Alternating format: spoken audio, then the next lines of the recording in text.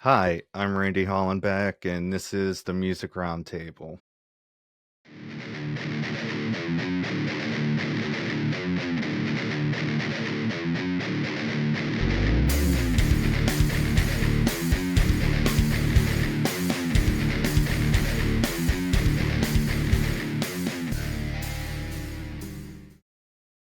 Today on the show, we have hip hop artist Kennetic. What's up? How y'all doing today?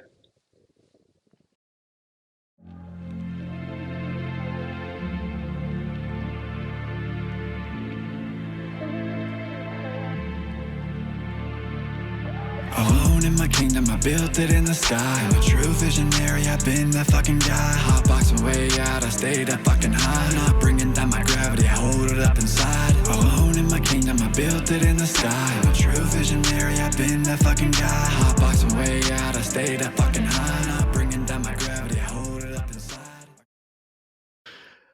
I just wanted to start out by getting into some easy questions, fun questions.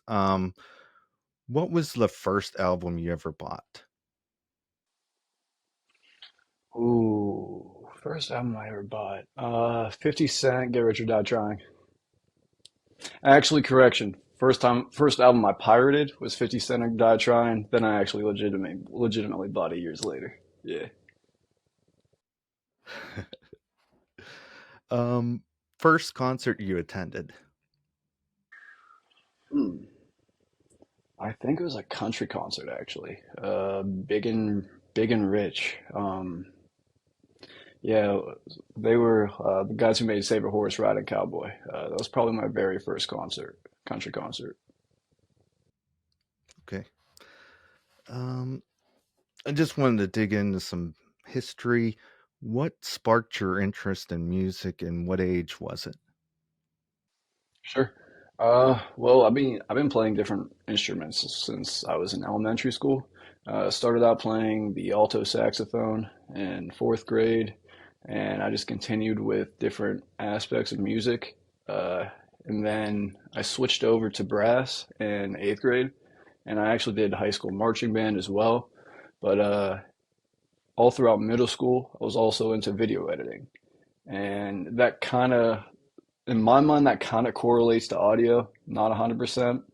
But what I would then do is I just downloaded Audacity on my Mac, and we had a cheap $50 snowball microphone, and we would then in like throughout high school and middle school, I would get into audio editing, and we went from really starting from there, and that's how it really built up. Okay. And who would you say are some of your influences? Definitely Eminem and 50 Cent, 100%. I love Juice World as well. Um, I grew up a lot on Drake too. Even and it's crazy, even though they went at it, I was a huge fan of both Drake and Kendrick, so it was kind of crazy whenever that all happened. Um, and ASAP Rocky too. I love ASAP Rocky. Okay. Uh, Tell me a little bit about Planet Euphoria Records. Yeah. So Plenty Euphoria, I started that back in 2020. Really, the essence of it was alive well before then because we would just get together and do music all the time, me and buddies. But then the ones of us that wanted to take it seriously, we started to think, hey, why not do like a group slash record label kind of deal? And there are two artists who signed on in the beginning who are still with me today. Shay Michael, he's currently the COO, and another artist, his name's JD Euphoria. Um, it's just a grouping of artists, not really depending on what genre they're from, but it's all within the collective area of Pittsburgh. And right now, we're actually at 17. It's the biggest amount or the most amount of artists we've ever had throughout our entire history. So I mean, in my opinion, we got a powerhouse of talent and different waves that everyone brings to the table. And where's that located at?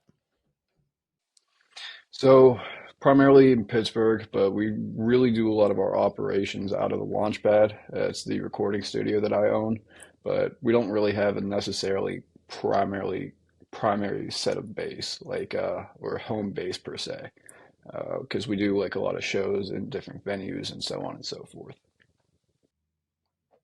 Okay. And Launchpad, where's that studio at? So that's up in Natrona Heights. It's about 15 minutes from New Kensington, about 30 minutes outside of the city. Uh, I actually acquired it.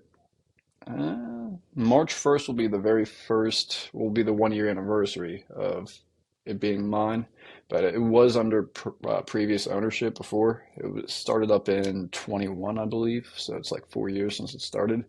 But the previous owner was looking to get out, and he was actually looking to completely like sell off all the equipment, and it was no longer going to be a recording space anymore. So decided to buy it off of him, and we continue to go.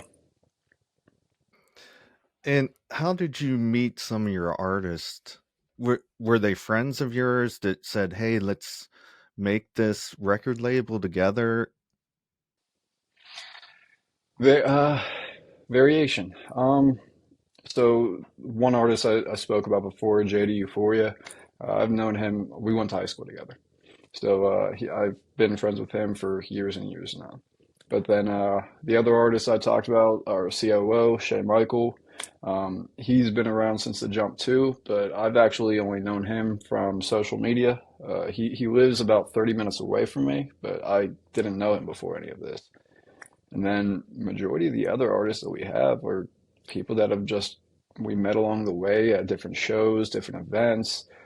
They've heard about us and they just asked to come aboard, or like they have other friends of theirs that are joining up and they just want to be aboard too. It really varies because we're so open-minded about letting people in and then as well building up our ranks. And what kind of services do you provide? Bunch of different services. So at the Launchpad, we do all sorts of audio, whether it's show mixes, whether it's actually recording the song, mastering, beat production as well. And then we also offer video services. A bunch of the people that work with me under Plenty Euphoria, they do video for a bunch of different artists all around, whether it's music videos, content, promotion. We also offer photography services, strictly with like portrait, with like a black backdrop. We can do really good portrait photos, and really any type of photo really we could take. And then we also have different types of cameras. We have your traditional camera that shoots 4K, 1080. And then we also got a 2000s inspired camcorder that shoots at like retro uh, really retrofitting display and theme to it So you could put together like music videos for the artist and stuff. easily. Yeah. I wanted to dig into a couple songs here off your album Rebirth. Is that what it's called? Rebirth? Yep. 2001 Rebirth. Yeah. Okay. Was that like a refresher from a previous album? Yeah. So on my 23rd birthday, I put out 2001. It was just uh, 13 tracks, just all the way through, and I really felt like it wasn't 100% finished whenever I did put it out because I had 9 songs at that point that were just sitting there and I didn't finish them and did finish them with before the year ended and put one more in there and then it ended up being 23, which ended up being my how old I am now, 23. So it kind of fits like it was 23 years ago from whenever it was released. Okay. And you have a song on there, Make a Wish, featuring Anova. And there's a lyric line I got out of there. The chapter is open, never gonna close it. Can you tell me a little bit about that song and how you got the artist featured on your track? So Nova's actually one. She's not signed to a record label, but she's someone that we went to high school with, that she's just been around for a long time. A good friend.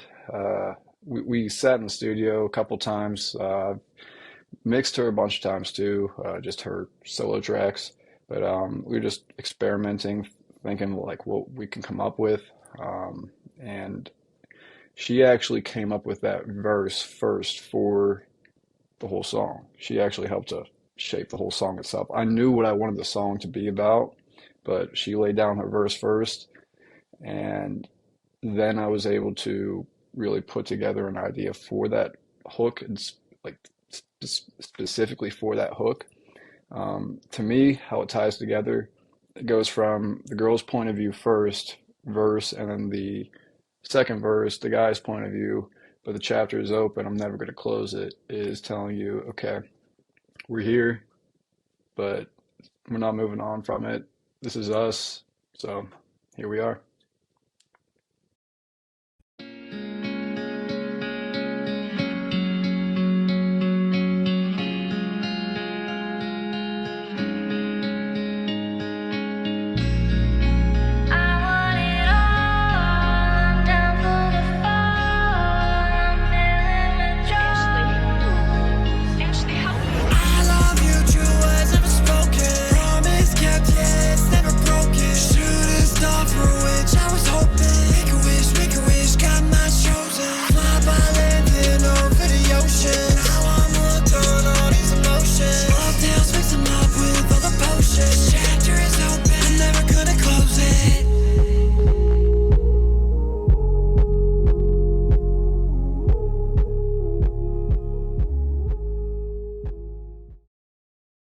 Cool, cool.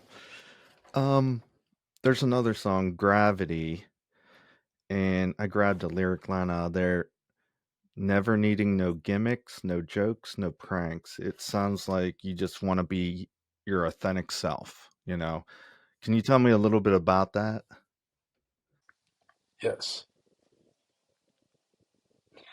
Specifically, me, the way I see a lot of things now in media, especially music media, uh, everyone's got to have like a gimmick or a niche or something to add to them. Like it's not just the music. Like everyone's doing like pranks or jokes or like something. And to me, it's just like no, like there's too many people not being authentic with it, and you can just tell, especially in the city too.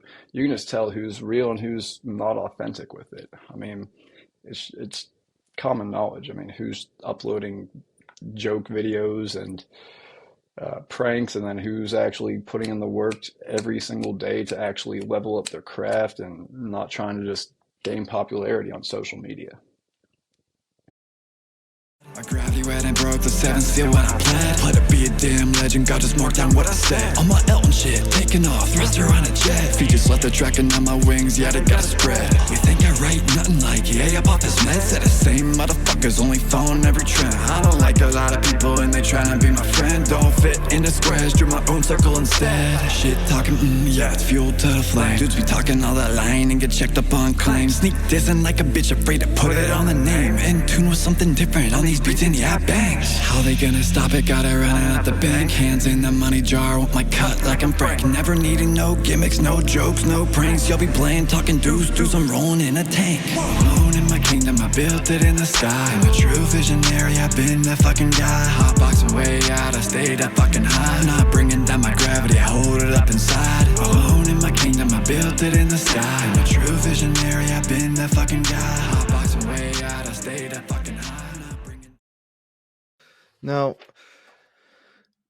when you get ready to like release a new single, is there like a social media trick you usually use to like pull people in? Varies. So I also do a lot of different managing and marketing for the artists that I work with too. So we we all like come up with different ideas for each other. So it'll vary. Like if someone has an idea for me, then and I like it, I'll 100% do it. Um, I'm 100% open to outside people, not outside people, but the people that I work with giving me whatever ideas that they think, and then whatever they think might be best. Because that way, to me, art is collaborative. Um, to make the best art, you got to collaborate with people. You can't just be a lone wolf. And because anyone who claims that, oh, it was just me, they're full of it. Because there's so much that goes into art, and there's so many people that work with it. Um, but as far as a social media side of it, what what I do is I look at the song specifically. Like if it's a love song, then I'll most likely want to put like some love song messages in there, like something that would equate to love or something like that. If it's more of a hip hop song, I'm probably going to be a little bit more camera of me just rapping the lyrics really or singing the lyrics. Um, if it is just trying to think what other type of songs we could do. Love songs, hip hop songs, like a lot more of boom bap songs too, like old school hip hop. I like doing that as well. Um, Really, you can do a bunch of different types of social media for it because I'll take extra clips like over and over again and just completely reuse how they are shown. And you won't even really be able to tell 100% that it was a reused shot, but it's something completely different.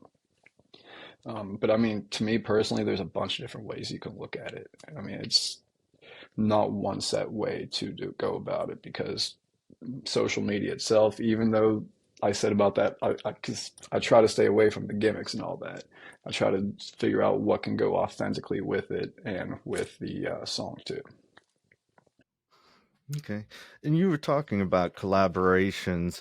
How do you figure out who you're gonna collaborate with? That's another varies as well. Sometimes there's a lot of, so owning a studio now, I see a lot of artists that come and go, and I get to meet a lot of artists. And as well, working at the shows we throw, I get to meet all sorts of different people, whether it is just someone who's came to the show to support and came to meet people, or whether I found them on social media and asked them to come perform, or whether we just hit it off at a different type of event and we just meet up at the studio and start recording. There's a bunch of different ways, but really the main way is you got to network. Uh, Networking is the way I go about it. I mean, you can't get anywhere without networking.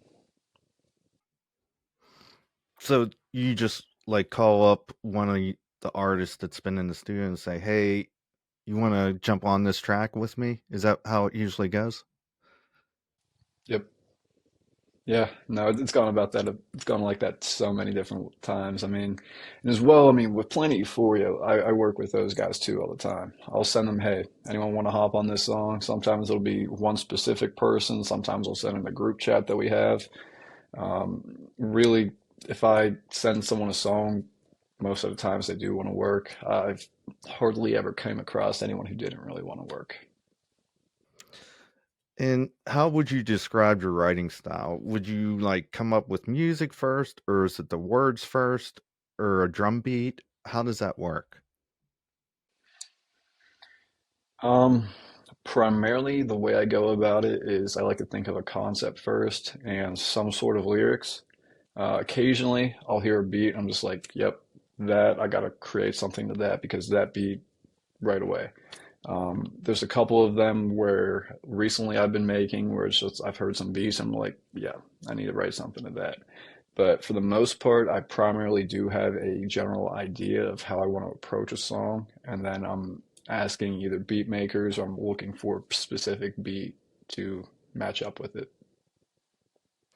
Now, when you're at the studio, how do you know when a song is finished? Whew. Uh, Really, I don't. Um, yeah, honestly, I really don't. Personally, I will keep tweaking and tweaking and tweaking. So you were talking about Make-A-Wish earlier. I think that version of Make-A-Wish was probably version 50. Yeah, honestly, to me, I'm a perfectionist and like I'll tweak the very smallest little detail and to the point where it's like you can't even notice that it's been changed, but to me, I'm hearing it. Um, Me, my specific ear for my sound is very particular. Um, Working with other artists, it's a little bit different. To me, I can, for some reason, it's like that. If like I hear something, I'm like, yep, do that, the song's done. Working with other artists, I get music done a lot faster than I do personally because I'm just such a perfectionist and such a, to me, I'm also my hardest critic.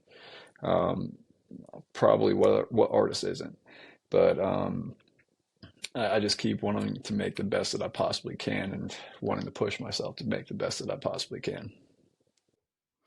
Now, do you ever try out any of your songs on your friends to see what they think and if this is like a hit? 100%. Yeah, yeah. Every single time I finish a song, that's also primarily a reason why we started Planning for Your Records was for collaboration and to get just thoughts and just general honest feedback from everybody. But every single time I finish a song, I send it to everyone in Plain Euphoria. What do you guys think of this? And I get honest feedback from everybody about whether they think this is it, this is good, you need to change this, this works, this doesn't work, and it works out well, to my opinion. Okay. What's your plans for this year? Uh, so we got a couple different things. I would like to throw, which we already have two shows coming up, but I would like to keep throwing shows constantly, maybe even to the point where it's every week, because we have so many people that we're working with now. Shows all the time. I've been continuing to level up different things in the Launchpad. Um, as well, I would like to possibly extend the Launchpad to another location. So it's in the north of Pittsburgh right now. If we can get another location down in the south, that would probably be a ideal bet of what we're going to try to do in 2025. Now, do you have any new music coming out soon? Yes, I'm don't have any release dates though. I've been working on music nonstop. Right now, I have I think three finished tracks for another album. Uh, I only have the name of it right now. I only just came up with it or just finalized it, I would say 2 weeks ago, but it's going to be called Kingdoms, all capitals, and then instead of the S at the end, it's a Z. And to me, it's just going to be a lot of more melodic beats, and then some hip hop, more like boom bap, but a lot more melodic and a lot more like vibey. Um, Looking at this album, I just want to make music that I can have fun performing, pretty much. That's the main way I'm going about this, but I'm also trying to tell a story of really um, of how far I've come, because it is pretty far compared to how we were 5 years ago. Now, you're talking about your different shows. Do you like put together the lineup and then you pick a venue where you're gonna perform at? Quite the opposite. Normally, I pick the venue and then we do the lineup. Because I always know that there's always going to be someone in Plain Euphoria that wants to perform, no matter what we do. So I always know that there's always going to be an artist and someone willing to perform. But then also, what I always try to do with these shows is I try to bring in someone who isn't a part of our record label, but could either be someone that we work well with like another company that we work with, or they're just an artist that they're looking for a shot. But I'm always 100% set on the venue, this date, and then we have the set list put together. Now, when's your next show coming up? It's actually this Saturday, February 22nd, if I'm not mistaken. It's an open mic. We haven't done one of these for a little while. The first shows that we did do, they were open mics at a small little venue called Rock Till Morning. Unfortunately, it has since gone out of business. And then we moved to doing more steady shows at the Forge or Urban Wine Bar. But this next show is going to be called Frequency Shift. It's a open mic. It's set February 22nd, and it's going to be at Ernie B's Rock and Roll Barbershop. It's a small little venue in Etna. It's right by ID Labs, and It's really cool environment, and what we're going to do for it, we have nine different slots available, and according to the crowd and everyone that's there, whoever does the best in the open mic is actually going to have a spot on our Ford show. And the next Ford show is 2 weeks after that on March 8th. Where can we get a hold of you? Facebook, Instagram? Instagram, definitely. I'm honestly not on Facebook too much. But Instagram, you can find me at Kennetic, and then you can also find me on any of my music anywhere, Apple Music, Spotify, uh, Amazon, on Kennetic as well. And if people want to know more about Planet Euphoria Records, how do they find out about that?